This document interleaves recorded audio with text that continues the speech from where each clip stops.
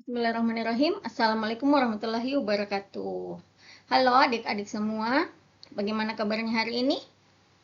Alhamdulillah kalau semuanya dalam kondisi baik. Oke, sebelum kita memulai perkuliahan hari ini, ada baiknya kita berdoa bersama.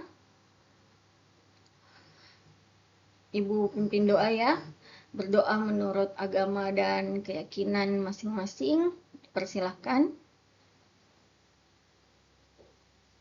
Dapat diakhiri. Baiklah, setelah berdoa, adik-adik sekalian, hari ini kita bertemu lagi pada mata kuliah akuntansi perusahaan jasa. Pertemuan ini adalah pertemuan ke-6 dengan subbahasan adalah persamaan dasar akuntansi. Sebelum kita terlalu jauh membahas apa itu persamaan dasar akuntansi, Ibu akan sampaikan dulu apa tujuan kita untuk pelajaran hari ini. Yang pertama adalah capaian pembelajaran. Mahasiswa mampu menganalisa, mengklasifikasikan transaksi ke dalam akun persamaan akuntansi. Jadi yang pertama adalah mampu menganalisa, yang kedua adalah mampu mengklasifikasikan. Tolong diperhatikan baik-baik itu ya. Jadi kedepannya akan ada contoh-contoh soal yang Ibu akan berikan. Dan setelah mengerjakan contoh-contoh soal, mengerjakan secara bersama, kalian akan mengerjakan secara mandiri untuk contoh soal berikutnya. Ya. Oke. Sebelumnya, karena di pertemuan sebelumnya ada yang tidak hadir, Ibu sertakan materi sebelumnya, tapi kalian bisa download atau lihat melalui barcode ini, ya, melalui barcode. Jadi silahkan saya beri kesempatan untuk mendownload materi sebelumnya, karena materi sebelumnya masih ada hubungannya dengan materi kita hari ini. Oke.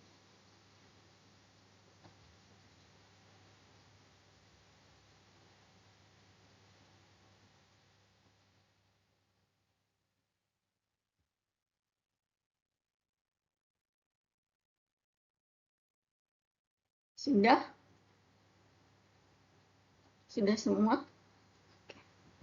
Untuk presensi hari ini, Ibu ingatkan ya, untuk presensi hari ini, silahkan buat di LMS masing-masing. Jadi lihat di LMS yang mata kuliahnya Ibu. Nah, silahkan kalian buat presensinya di sana. Oke, kita lanjut. Boleh dilanjutkan? Baik. Persamaan akuntansi. Apa sih itu persamaan akuntansi? Ada yang menjawab, akuntansi Bu, akun-akunnya. Oh, bukan. Jadi, persamaan akuntansi adalah keseluruhan sistem yang ada di dalam akuntansi. Jadi, bisa juga dikatakan dia siklus akuntansi. Tapi yang Ibu ajarkan ini masih dasarnya. Jadi, dasar atau kalau bangunan ya, itu adalah pondasi utama akuntansi. Bagaimana itu laporan bisa balance? Karena pondasi utama ini. Kita lihat ya. Aktiva. Apa itu aktiva? Nanti kita jelaskan lebih lanjut ya. Apa persamaannya? Aktiva sama dengan hutang ditambah modal. Jadi, ketika hutang ditambah dengan modal, itu akan menghasilkan jumlah aktiva. Seperti itu. Jumlah hutang ditambah jumlah modal berarti adalah keseluruhan aktiva. Aktiva apa itu aktiva? Aktiva adalah harta. Oke, aktiva adalah harta. Jadi, bagaimana laporan bisa balance? Kalau harta sama besarnya dengan hutang dan modal. Seperti itu adik-adik. Bisa dipahami? Kita lanjut dulu sedikit ya. Unsur persamaan akuntansi. Ini tadi yang Ibu tanyakan. Apa itu aktiva? Apa itu utang? Apa itu modal? Nah, kita lihat. Aktiva adalah harta yang dimiliki perusahaan yang merupakan sumber ekonomi. Contohnya, kas, piutang, gedung, dan sebagainya. Hutang, hutang adalah kewajiban yang menjadi beban perusahaan. Contohnya, hutang pembelian kredit, hutang bank, hutang pembelian perlengkapan, hutang pembelian barang, hutang gaji, dan segala macam itu termasuk kewajiban yang menjadi beban perusahaan, ya. Kalau modal, modal adalah hak atau klaim pemilik atas usahanya. Jadi, haknya, apa haknya? Contohnya, setoran modal oleh pemilik. Bagaimana itu setoran modal? Nah, setoran modal itu adalah setoran pertama yang owner atau pemilik setorkan pada saat dia mau membuat perusahaan. Setoran modal itu bisa berupa uang, bisa berupa aset, bisa berupa surat berharga itu. Ya, jadi modal ada macam-macam. Lanjut, apa pengaruh transaksi terhadap persamaan akuntansi? Apa pengaruhnya? Coba kita lihat. Setiap transaksi dapat mempengaruhi persamaan akuntansi. Kenapa? Kenapa? Ayo, ada yang tahu? Setiap transaksi kenapa bisa mempengaruhi persamaan akuntansi? Kalau begitu, itu tugasnya kalian ya. Cari tahu apa penyebabnya. Oke, kita lanjut. Contoh. Kenapa harus contoh? Karena akuntansi kalian tidak akan pernah paham kalau kalian tidak melihat transaksi secara langsung. Kalau hanya teori-teorinya saja, apa itu harta, apa itu utang, apa itu modal, apa itu persamaan akuntansi, apa itu akun, kalian tidak akan paham. Jadi, akuntansi itu harus terlibat langsung dengan transaksi-transaksinya. Nah, contoh yang pertama ya. Contoh pertama, Ibu akan bimbing contoh ini ya. Pertama, suatu perusahaan membeli sebuah kendaraan seharga 100 juta rupiah secara tunai. Ya, secara tunai. Apa pengaruhnya? Coba kita lihat. Pengaruhnya adalah kas perusahaan berkurang sebesar 100 juta. Kenapa bisa berkurang? Kenapa bisa kas perusahaan berkurang? Ya karena ada pembelian. Kita membeli pakai apa? Pakai uang tentunya. Sama halnya ketika kalian punya uang, terus jam istirahat, kalian ke kantin beli makan. Misal kalian punya uang 100.000, kalian ke kantin beli makan 10.000. Nah, uang kalian keluar kan? Berarti kan berkurang uang kalian, sisa 90.000. Nah, posisi bertambahnya di mana? Jadi ketika ada yang berkurang, pasti ada juga yang bertambah. Bertambah posisinya adalah di kendaraan bertambah. Kenapa bisa kendaraan?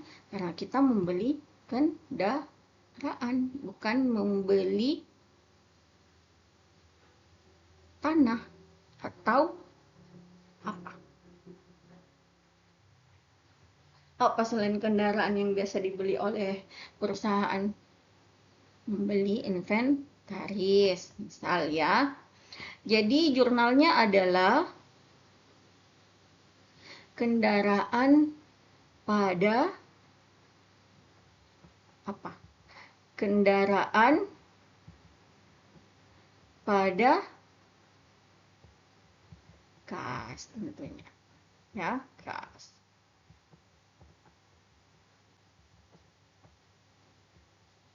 Berapa nilainya? 100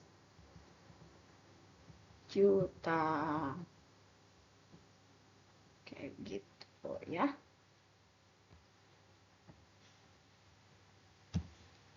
Kita lanjut. Contoh kedua, suatu perusahaan membeli mesin fotokopi seharga 50 juta secara kredit. Kita lihat apa pengaruhnya. Pengaruh yang pertama adalah peralatan bertambah senilai 50 juta. Bu, kenapa bisa peralatan bertambah? Nah, yang kita beli adalah mesin fotokopi. Nah, mesin fotokopi itu termasuk peralatan, bukan perlengkapan. Ya. Tahu bedanya peralatan dan perlengkapan? Ayo, ada yang tahu? Apa bedanya peralatan dan perlengkapan? Jadi, betul kata Kudra tadi ya, perlengkapan adalah barang habis pakai, sedangkan peralatan adalah barang yang tidak habis tapi bisa menyusut. Bukan barangnya yang menyusut ya, misal beli mesin fotokopi sebesar ini, terus beberapa tahun kemudian dia mengecil kayak gini, bukan menyusut seperti itu, tapi nilainya yang menyusut, nilai. Oke. Kita lihat pengaruh yang kedua adalah hutang bertambah senilai 50.000.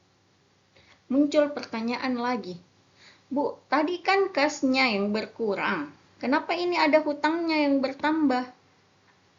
Coba kalian analisa baik-baik. Di sini kalian harus menganalisa soal baik-baik ya. Kenapa dia bukan kas, tapi hutang? Karena di soal ini ada kata-kata kredit.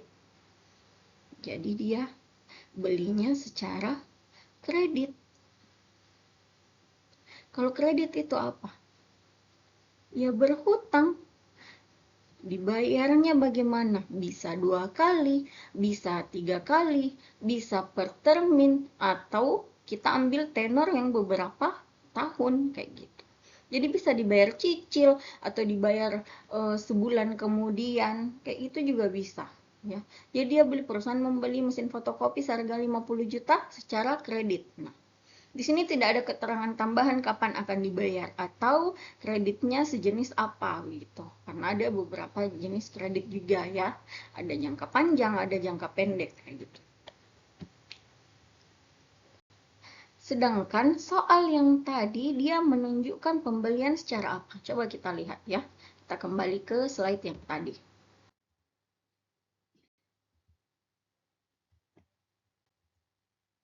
Nih, slide-nya. Pembeliannya adalah secara tunai. Ya, secara tunai. Karena dia punya uang senilai. Wah, astaga, salah. Sorry. Slide ke-7.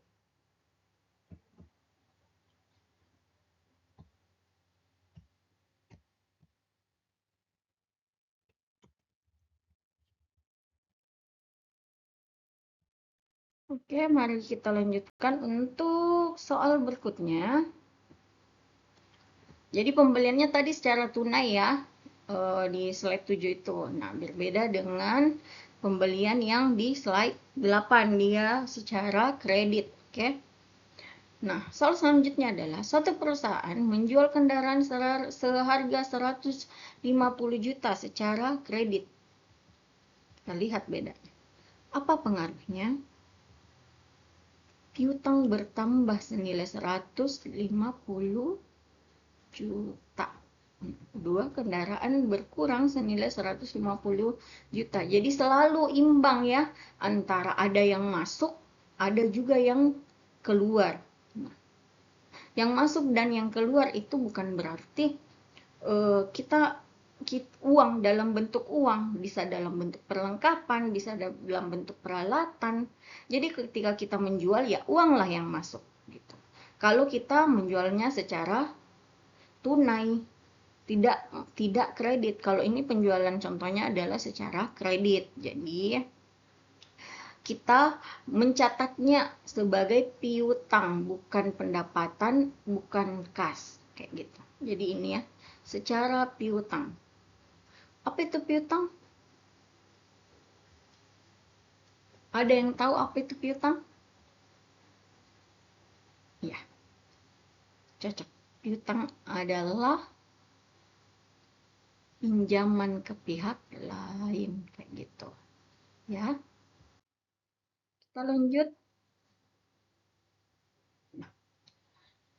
Ini coba kalian lihat, tulis di bukunya. Ini jurnalnya apa? Ini slide selanjutnya. Slide ini ya, mulai slide ini ke belakang, slide 12 ke belakang ya. Kalian bisa menjadikannya tugas. Dan kita akan periksa bersama di pertemuan berikutnya. Oke?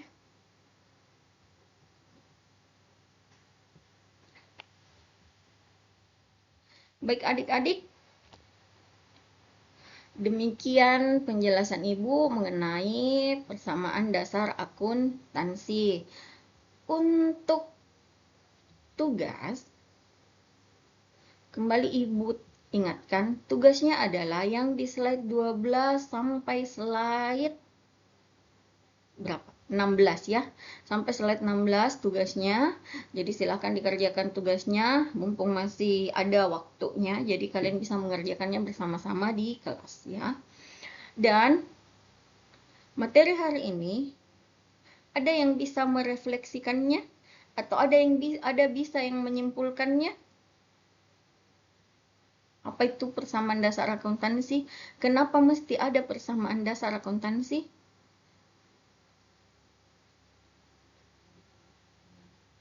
Ya, betul. Ada lagi?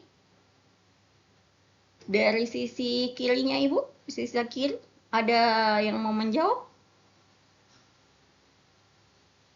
Oke, baik. Terima kasih jawabannya ya adik-adik. Nah, kesimpulannya adalah persamaan dasar akuntansi itu adalah rumus. Jadi, dia itu rumus dasar. Kenapa harus ada rumusnya? Biar laporannya balance. Kayak gitu saja. Sesimpel itu. Jadi, rumus tersebut harus kalian hafal baik-baik di luar kepala sebagai mahasiswa perpajakan. Apa hubungannya? Bu, apa sih hubungannya itu mahasiswa pajak belajar akuntansi? Ya, hubungannya adalah kalian tidak akan bisa melaporkan pajak wajib pajaknya kalian kalau kalian tidak tahu akuntansinya. Apalagi kalau kalian sudah kerja di perusahaan. Kalian kerja di perusahaan, pasti berhubungan dengan orang akuntansi. Nah, kalau orang akuntansinya ada salah catat, kalian bisa memfilter. Oh, ini ada salah catat, ini ada salah jurnal. Jangan dimasukkan ke sini, karena salah catat berarti kalian akan salah bayar pajak. Kalau kalian salah bayar pajak, siapa yang dirugikan? Perusahaan, bukan? Itu saja.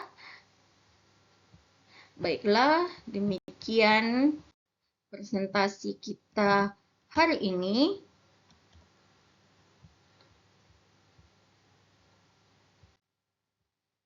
Ibu ucapkan wabillahi taufiq wal hidayah.